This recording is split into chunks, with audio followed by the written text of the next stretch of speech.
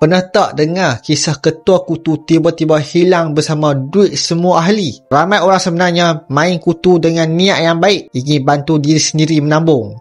Setiap bulan kumpul duit sesama kawan, ikut giliran siapa yang dapat pusingan. Tapi ramai yang tak tahu main kutu tu sebenarnya salah di sisi Undang-Undang Malaysia. Ia dikategorikan sebagai skim wang tanpa lesen di bawah Akta Larangan Kumpulan Wang Kutu 1971. Kalau disabitkan kesalahan, individu yang terlibat boleh dikenakan denda hingga RM5,000 atau penjara maksimum 3 tahun. Selain isu undang-undang, risikonya pun besar bila duit dikumpulkan tanpa jaminan. Semua bergantung kepada kejujuran manusia. Kalau ketua kutu lari, tuan-puan, duit hangus. Kalau ada ahli tak beraya, geliran orang lain terjejas. Duit yang dikumpul itu nilainya tak berkembang langsung. Sebab itu, ramai beralih kepada tabungan emas fizikal macam ini, tuan-puan.